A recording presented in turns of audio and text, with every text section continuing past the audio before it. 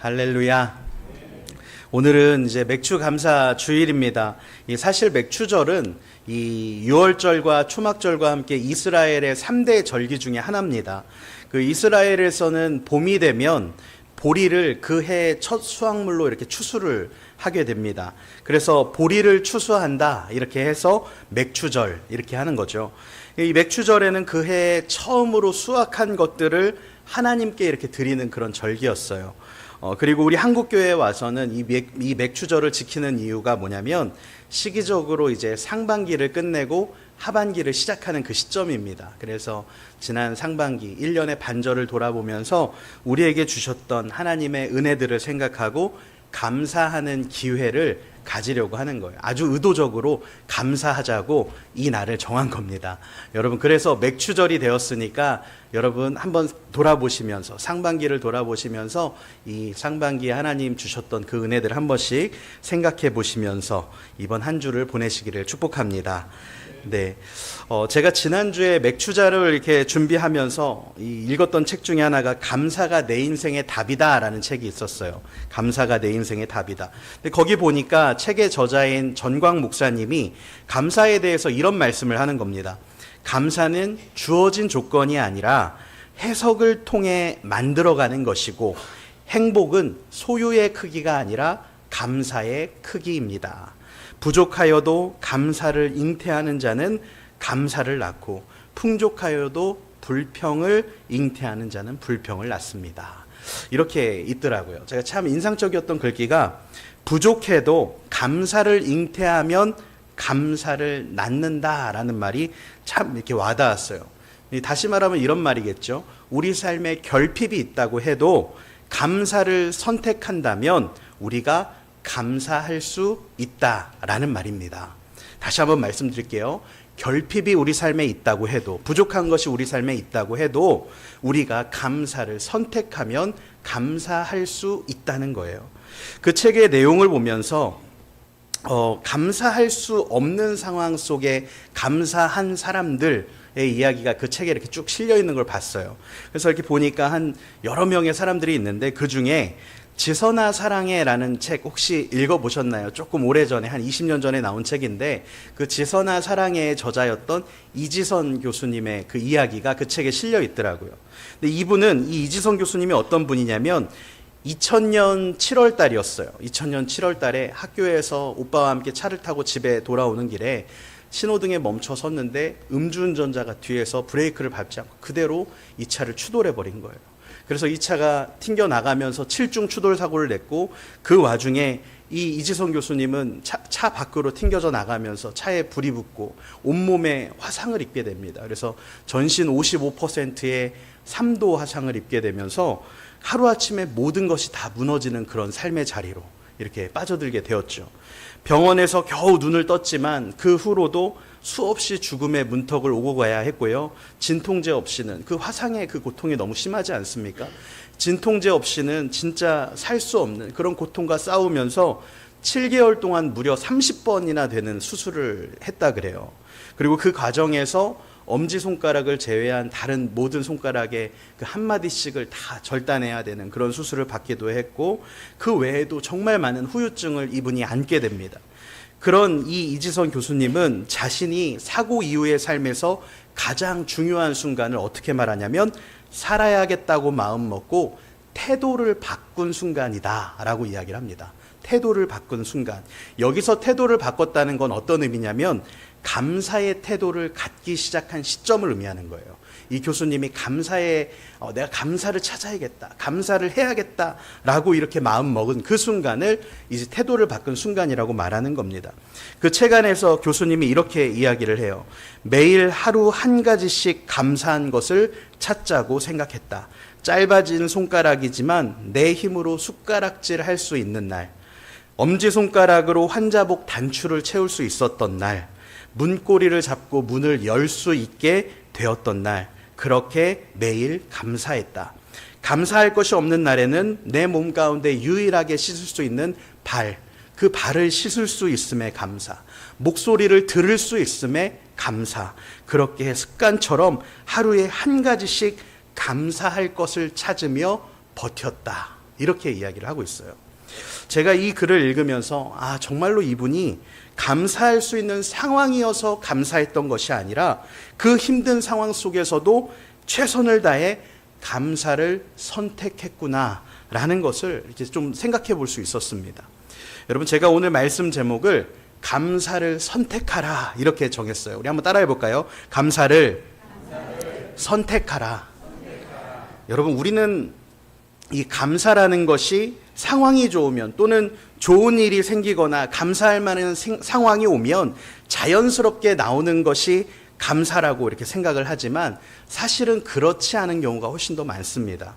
삶에 결핍이 있어도 감사하는 사람들이 있는가 하면 정말 풍족해도, 삶이 풍족해도 불평만 하며 살아가는 사람도 있거든요. 그래서 성경에서 말하는 감사는요, 그런 상황에 따른 감사가 아니라 우리의 의지적으로 힘을 다해서 선택해야 하는 감사를 의미하는 겁니다. 데살로니가전서 5장 18절 말씀 아마 다들 암송하실 거예요. 거기에 보면 이렇게 말씀합니다.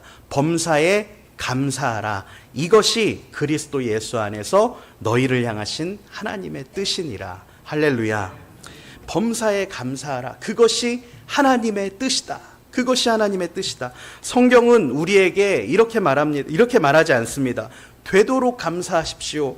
할 수 있다면 감사하십시오. 상황이 좋아지면 감사하십시오. 그렇게 말씀하시지 않아요. 성경은 어떻게 우리에게 말합니까? 범사에 감사하라. 우리를 향한 하나님의 뜻은 분명하신 거예요. 우리가 좋은 상황에 있든지 나쁜 상황에 있든지 기쁘든지 슬프든지 간에 범사에 모든 상황 속에서 감사를 선택하라는 것입니다. 제가 지난주에 이 맥추절을 기다리면서 상반기에 감사했던 일들을 이렇게 한번 쭉 돌아보면서 생각을 하는데요. 여러분, 제가 이렇게 돌아보니까 참 힘들거나 지치는 일들도 많이 있었더라고요. 하지만 그럼에도 불구하고 감사한 일이 훨씬 더 많다는 생각이 들었어요. 그리고 그 중에 가장 최근에 감사했던 일을 생각을 해보니까 우리 교회가 이렇게 힘있게 살아나고 있는 것이 참 감사하다라는 생각이 들더라고요. 제가 왜 이렇게 느꼈냐면, 여러분, 지난주부터 이렇게 장마가 시작되지 않았습니까? 근데 지난주부터 이렇게 장마가 시작되면서 비가 오는데, 이제 사실 지난 주일 아침에도 우리 교회가 이렇게 성가대 쪽 지금 이렇게 보시면은 비가 좀 센 이렇게 일이 있었어요. 지난 주일에 눈치 못 채셨죠? 너무 자연스럽게 우리 성가대가 너무 찬양을 잘 해주셔서. 근데 사실은 성가대석에 이렇게 비가 좀 새가지고 많이 이렇게 어려우셨을 거예요. 그래서 예배 후에 그 누수를 잡으려고 막 가서 이렇게 보수를 하고 했는데, 그렇게 보수 작업을 했어도 비가 많이 온다고 하니까 월요일이 됐는데도 이제 불안한 거예요. 그래서 제가 장로님께 말씀드려가지고 조금 더 월요일에도 나와서 보수 공사를 하고 이렇게 했어요. 그렇게 했으니까 이제는 괜찮을 거라고 생각을 하면서 지나가고 있는데, 막상 월요일, 화요일 이렇게 이틀이 지나가면서 비가 오지 않았습니까? 근데 그렇게 비가 내리니까 또 성전 이 앞쪽이 이렇게 고일 정도로 이렇게 물이 샜던 거예요. 그러니까 엄청나게 많이 비가 또 누수가 된 거죠. 제가 이렇게 그 상황을 보면서 사실은 이제 그런 상황이 그렇게 흘러가면 마음이 좀 상하고 절망이 될 법도 한데, 사실 제가 그날 전혀 그런 생각이 들지 않았어요. 뭔가 이렇게 불평불만이 나오지 않았어요. 오히려 저는 사실 제가 이런 고백하면 좀 그렇지만 화요일 날 기분이 좋았어요. 이렇게 물이 새가지고 물이 첨벙첨벙한데도 제가 성전에 물 찬 걸 보면서 기분이 좋더라고요. 왜 그랬는 줄 아십니까? 그날 비가 새고, 그래서 우리 장로님이 기관장님들 카톡방에다가 그 비가 샌 영상을 찍어서 올렸어요. 그렇게 올리시니까 한 10분 정도가, 그때가 이제 오후 한 2시가 조금 넘었을 시간이거든요. 화요일 오후 2시가 조금 넘은 시간. 그러니까 다들 일상이 있으신 그런 시간인데, 그 시간에 우리 성도님들이 한 10분 이상이 오셔가지고, 여성분들은 마른 걸레로 여기 물기를 닦아내고, 남성분들은 밖에 나가가지고 그 보수를 하면서 그렇게 비 새는 곳을 막고 그런 작업들을 했습니다. 그러니까 그때가 제가 말씀드렸잖아요. 2시에서 한 3시, 4시 이 정도 시간이었는데, 여러분, 쉬고 있던 분들도 계시지만 일하시던 분들도 꽤 많이 계셨어요. 근데 그 일하시던 분들도 다 교회에 어려움이 있다는 그 소식을 들으니까 하던 일을 멈추고 다 달려오신 거예요. 그렇게 오셔가지고 그 일을 보수하시고 이렇게 가시는데, 또 못 오시는 분들도 그 카톡방에서, 여러분 사실 화요일 날 그 그 화요일 날 오후 2시에서 3시 사이에 누가 어떻게 교회를 옵니까? 그냥 조용히 그냥 넘어가셔도 되는데 거기 못 오시는 분들이 죄송하다고 이렇게 마음으로 이렇게 함께 해주시는 걸 제가 이렇게 봤어요. 근데 제가 그걸 이렇게 보면서 제 안에 어떤 생각이 들었냐면요. 아, 건물에 비가 좀 새면 어떤가? 그냥 건물에 비가 좀 새면 어떤가? 이렇게 교회를 사랑해 주시는 우리 성도님들이 계시고 헌신하는 분들이 계시는데 비가 좀 새면 어떠나 하는 생각이 드는 겁니다. 비가 새는 건물이 아니라 우리 교회를 사랑하는 성도님들이 보이기 시작하니까 제 안에 이렇게 감사가 넘치는 것을 경험할 수 있었습니다. 여러분, 건물이 비가 좀 새면 어떻습니까? 그건 그냥 고쳤으면 되는 거죠. 교회가 이렇게 사랑받고 있고 성도님들이 이렇게 헌신해주고 계시는데 우리 교회가 이 정도면 정말 건강하게 살아나고 있는 교회가 아닐까 하는 생각이 제 안에 들었던 거예요. 물론 그렇게 하고 나서도 계속 이제 비가 온다고 하니까 비가 계속 온다고는 많이 했는데 많이는 안 왔어요. 그렇죠? 근데 저는 차라리 감사한 것 같아요. 적당히 왔으면 좋겠어요. 장마 때도. 할렐루야. 근데 제가 이렇게 막 비가 계속 일기예보에서 많이 온다고 하니까 매일같이 이제 그 보수공사한 데 가가지고 막 바람에 날린 거 없나 하면 다시 당겨놓고 또 비닐 찢어진 부분 스티커 테이프 붙여놓고 막 그렇게 하긴 했어요. 하지만 제가 그렇게 하면서도 걱정이나 염려, 뭐 불평 이런 것들이 생기는 게 아니라 계속해서 제 안에 감사와 기쁨이 있는 걸 좀 봤어요. 여러분, 그런데요, 만약에 제가 그런 상황 속에서 아, 왜 비가 새지? 내가 이렇게 열심히 보수공사를 했는데 왜 이쪽이 아니라 저쪽에서 비가 새지? 막 이렇게 하면서 여러 가지로 불평하고 불만했다면, 여러분, 제가 이번 한 주를 그렇게 보냈다고 한다면 이 맥주 감사 주일날 감히 이 자리에 서서 이렇게 말씀을 전할 수가 있겠습니까? 제가 지난주에 이 기쁨 가운데 감사 가운데 한 주를 보내면서 들었던 생각이 바로 이거예요. 감사는 자연스러운 게 아니라 선택하는 것이구나. 감사는 자연스럽게 일어나는 것이 아니라 내가 의지를 가지고 선택하는 것이구나. 사랑하는 여러분, 내가 불편한 상황에 집중하지 않고 그 가운데서도 감사한 일들을 찾아서 감사를 선택하기 시작하면 그 감사가 저와 여러분의 삶을 이끌어갈 줄 믿습니다. 그런가 하면요, 오늘 말씀 본문 속에 이 사도 바울을 보면 정말 이 기쁨을 선택한다는 것, 감사를 선택한다는 것이 어떤 의미인지를 좀 볼 수가 있어요. 그래서 오늘 본문 우리 10절 말씀을 같이 한번 읽어보면 좋겠는데요. 우리 10절 말씀을 같이 한번 읽어보도록 하겠습니다. 시작. 내가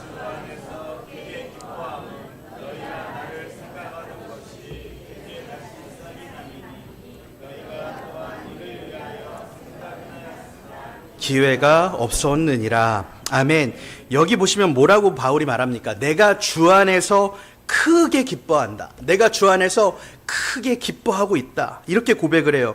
그런데요, 여러분, 사실 지금 사도 바울은 절대로 그렇게 크게 기뻐할 수 있는 상황에 있지 않았습니다. 이 빌립보서를 쓸 때 사도 바울은 로마에 감금되어 있는 그런 상황이었어요. 또 이곳에서 바울은 자기의 목숨이 진짜 언제 빼앗길지 모르는 그런 불안한 상황 속에 있었습니다. 실제로도 이 로마에서 바울은 순교를 하게 되죠. 빌립보서 2장 17절 말씀을 보면 그럼에도 불구하고 바울이 그 상황에서 뭐라고 고백을 하냐면 이렇게 고백을 해요. 만일 너희 믿음의 재물과 섬김 위에 내가 나를 전제로 드릴지라도 나는 기뻐하고 너희 무리와 함께 기뻐하겠다. 내가 나를 전제로 드리게 될지라도 나는 기뻐하고 기뻐하겠다. 여러분, 이게 무슨 의미냐면요, 여기서 말하는 전제는 재물 위에 이렇게 부어드리는 포도주를 의미합니다. 그런데 우리 그리스도인들에게 포도주가 의미하는 게 뭡니까? 예수 그리스도의 피를 의미하잖아요. 주님의 생명을 의미하는 거예요. 그러니까 지금 바울은 자신의 목숨을 하나님께 드려야 하는 그런 상황이 온다고 할지라도, 내 생명을 주님께 드려야 되는 그런 상황이 이제 나에게 온다고 할지라도 나는 기뻐하고 기뻐하겠다라고 고백을 하고 있었던 겁니다. 아니, 어떻게 이런 절망적인 상황에서, 죽음의 그 문턱 앞에서 어떻게 이런 고백을 할 수 있을까요? 그것은 여러분, 바울이 어떤 상황 속에서도 기쁨과 감사를 선택하는 삶을 살아왔기 때문에 가능했던 일입니다.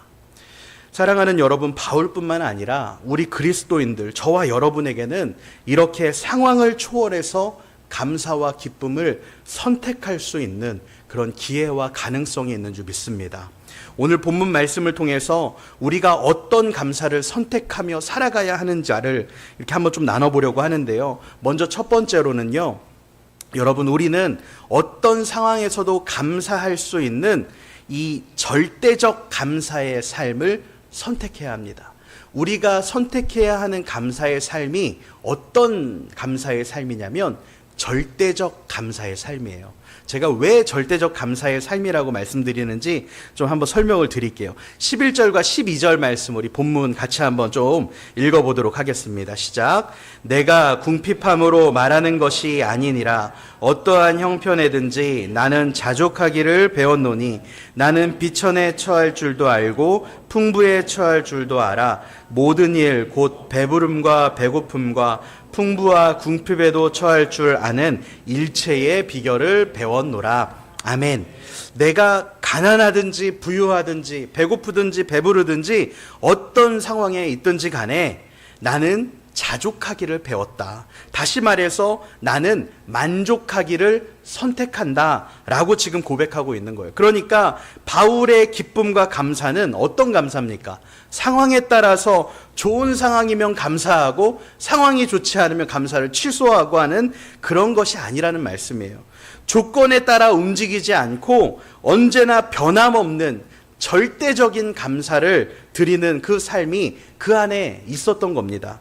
제가 지난주에 그 이지선 교수님의 이야기를 읽다가 생각이 나서 한번 좀 찾아봤어요. 그랬더니 이분이 2년 전에 책을 한 권 쓰셨더라고요. 2022년에 꽤 괜찮은 해피엔딩이라는 책의 제목으로 이렇게 책을 하나 냈어요. 그래서 구매를 해서 한번 읽어봤는데 거기 보니까 이분이 그 비교로 얻은 행복과 감사의 불완전함에 대해서 이야기하는 챕터가 있었어요. 비교로 얻은 행복과 감사에 대한 불완전함. 이 교수님이 이제 강의를 다니다 보면은 두 부류의 사람들이 나타난다 그래요. 먼저 첫 번째 부류는 힘든 일을 겪은 저 이지선 교수님을 보면 저분도 사는데 나도 살 수 있지 않을까 하는 그런 용기를 얻으면서 삶에 대한 용기를 찾는 분들이고요. 또 다른 부류는 어떤 사람들이냐면 내가 그래도 저 이지선 교수님보다는 좀 나은 것 같은데 내가 좀 상황이 나아서 다행이다. 저렇게 화상 입지 않고 어떤 불행한 일을 겪지 않아서 감사하다. 이렇게 말하는 부류가 또 있대요. 그래서 이 두 가지 부류의 사람이 있는데 이 교수님 보시기에 이 두 부류의 사람들 중에 첫 번째 부류, 그러니까 이 교수님을 보면서 삶의 용기를 얻는 분들을 보면 얼마든지 웰컴이라는 거예요. 너무나도 좋다는 거죠. 그런데 두 번째 부류의 사람을 볼 때면 안타깝다라는 이야기를 합니다. 왜냐하면 여러분, 나보다 못한 어떤 사람을 보면서 그래, 나는 저 사람보다는 나으니까 감사해야지.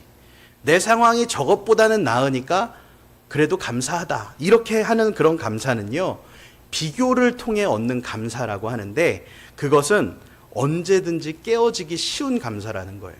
이렇게 비교를 통해 얻는 감사는 언제든지 깨어지기 쉬운 감사다. 그 책 안에서 이 이지성 교수님이 이렇게 이야기를 합니다. 자신보다 더 어려운 상황에 처한 사람과 비교해서 얻은 감사와 행복은 절대로 오래가지 않습니다. 비교로 얻은 행복은 너무 쉽게 휘발되기 때문입니다. 비교 행복은 일시적인 진통제처럼 잠깐 위안이 될 수는 있지만 나의 삶을 이끌어갈 힘이 되지는 않습니다. 고개를 조금만 돌려보면 세상에는 나보다 더 건강한 사람, 더 예쁜 사람, 더 많이 가진 사람, 더 똑똑한 사람은 얼마든지 있기 때문에 그렇습니다. 그렇기에 늘 남과 내 상황을 비교해서 남의 불행을 보고 얻은 행복은 언제든지 자신보다 더 잘난 사람을 보면 너무나도 쉽게 불평과 불행의 조건이 되어버립니다. 이렇게 이야기하고 있더라고요. 제가 이 글을 읽으면서 정말 많이 동의가 됐어요. 여러분, 우리가 감사를 선택할 때 주의해야 하는 것이 있어요. 뭐냐면 그것은 조건에 따라서 또는 내 상황에 따라서 남과 비교하며 감사를 선택하는 겁니다. 이렇게 선택되는 감사는 그 조건과 상황이 깨지게 되면 불평과 불행의 조건으로 충분히 바뀔 수도 있다는 거예요. 그렇기 때문에 우리 그리스도인들이 감사를 선택할 때는 항상 어떤 감사를 선택해야 합니까? 절대적인 감사를 선택하는 거예요. 어떤 상황에서도 변함이 없는 감사, 어떤 상황에서도 그 감사를 잃어버리지 않는 감사, 여러분 우리가 그런 감사를 선택해야 하는 줄 믿습니다. 그런데 사실 문제가 좀 하나 있어요. 뭐냐면 이렇게 절대적인 감사를 말하고 있는 저조차도 여러분 어떻게 항상 감사만 합니까? 불행한 일이 찾아오고 불편한 일들이 발생하는데 이 절대적인 감사를 하는 것 사실상 너무나도 힘들고 불가능해 보이지 않습니까? 그래서 제가 오늘 본문을 보면서 이 두 번째로 나눌 게 뭐냐면 어떻게 절대적인 감사를 우리가 선택해 갈 수 있는가, 이 부분을 좀 말씀드리려고 그래요. 여러분, 우리가 절대적인 감사를 할 수 있는 길은 딱 한 가지입니다. 오직 예수님 안에 머무는 거예요. 항상 우리의 삶을 예수님 안에서 살아가는 거예요. 우리가 예수님과 동행하는 것 외에는 절대적인 감사를 선택할 수 있는 길이 없습니다. 본문 12절과 13절을 보시면 이렇게 말씀을 하고 있어요. 우리 오늘 본문 12절과 13절 말씀도 같이 한번 읽어보도록 하겠습니다. 시작. 나는 비천에 처할 줄도 알고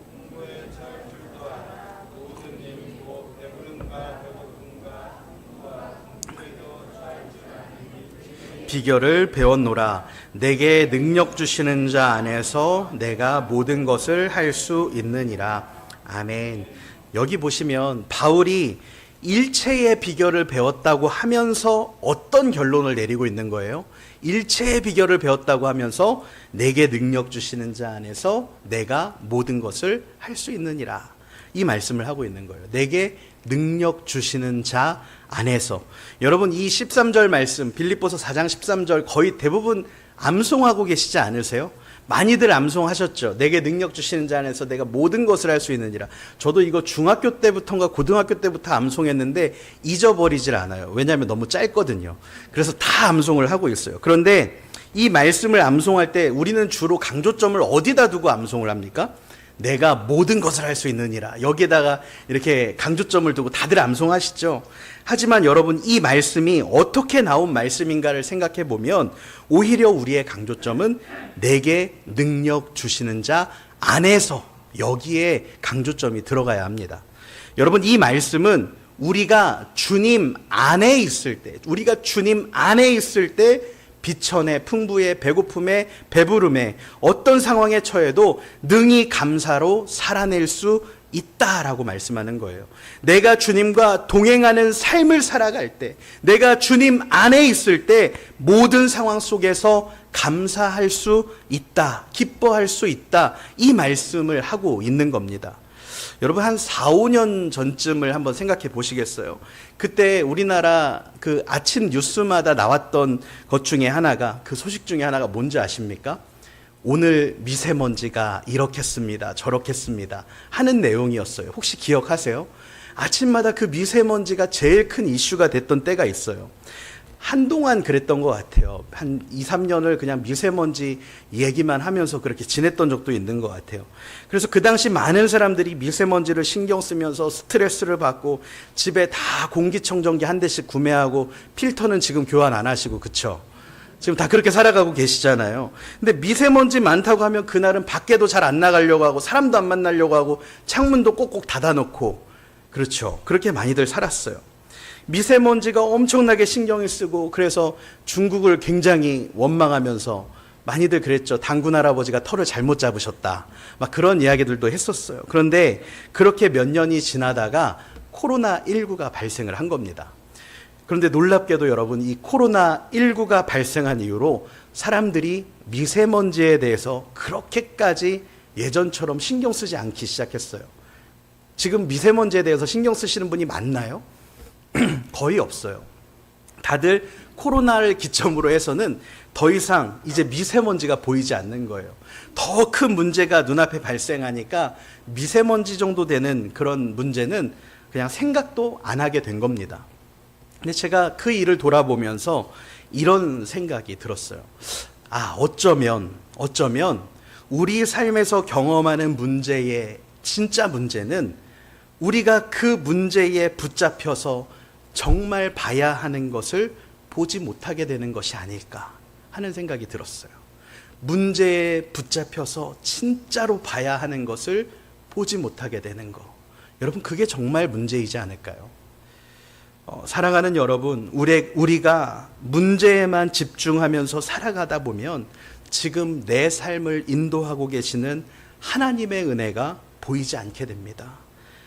우리는 분명 주님 안에서 살아가고 있는데, 주님이 분명 지금 나와 동행하신다고, 나와 함께 하신다고 그렇게 말씀하셨는데, 또 그렇게 행하고 계시는데, 우리가 문제에만 집중하다 보면 하나님은 온데간데 없고 그냥 괴로운 인생 속에 남아있는 나, 그냥 문제 상황 속에 빠져있는 나, 그래서 불평과 불만만 키워가고 있는 그런 삶을 살아가게 되는 거 아니겠습니까?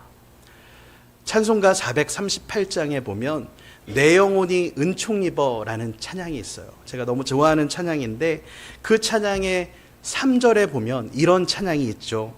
높은 산이 거친 들이 조막이나 궁궐이나 내 주 예수 모신 곳이 그 어디나 하늘나라 할렐루야 찬양하세 내 모든 죄 사함받고 주 예수와 동행하니 그 어디나 하늘나라. 아멘. 높은 산이 거친 들이 초막이나 궁궐이나 내 주 예수 모신 곳, 예수님을 모시고 있는 그 곳이 어디입니까? 그 어디나 하늘나라. 사랑하는 여러분, 우리가 인생을 살아가다 보면 너무나도 많은 풍랑을 만나게 되고 어떨 때는 그 풍랑이 내 삶을 진짜 뿌리채 꺾어 놓는 것 같은 그런 아픔을 경험하게 됩니다. 내가 어떻게 할 수 없을 정도로 내 육신의 건강이 무너져 버리기도 하고 경제적으로 재기가 불가능한 상황에 놓이게 되기도 합니다. 미래가 막막한 상황을 만나기도 하고 깊은 우울감에 빠져서 정말 어떻게 할 수 없는 그런 상황 속에 우리가 살아가게 되죠. 이런 것이 우리들의 인생인데 어떻게 내가 절대적으로 감사를 선택하며 살아갈 수 있겠습니까? 그런데 방법이 하나 있는 거예요. 그 방법이 뭐냐면 바로 예수님 안에 살아가는 겁니다. 매일 아침 예수님을 내 삶으로 초청하며 내게 다시 일어날 능력을 주시는 자 안에서 오늘을 시작하는 거예요. 넘어졌어도 실패했어도 내게 회복할 능력을 주시는 자 안에서 다시 일어나는 겁니다. 내 삶이 가난해졌어도 고난 중에 있어도 내 몸이 약해졌어도 내가 감사하며 살아갈 수 있는 일체의 비결을 알았노니 내게 능력 주시는 자 안에서, 주님 안에서, 예수 그리스도와 함께 내가 모든 것을 할 수 있느니라. 아멘. 사랑하는 여러분, 이 믿음의 고백을 통해서 이번 한 주를 살아가실 때 절대적 감사를 선택할 수 있는 저와 여러분 되시기를 축복합니다. 내게 능력 주시는 자 안에서 예수 그리스도와 함께 우리는 모든 것을 할 수 있습니다.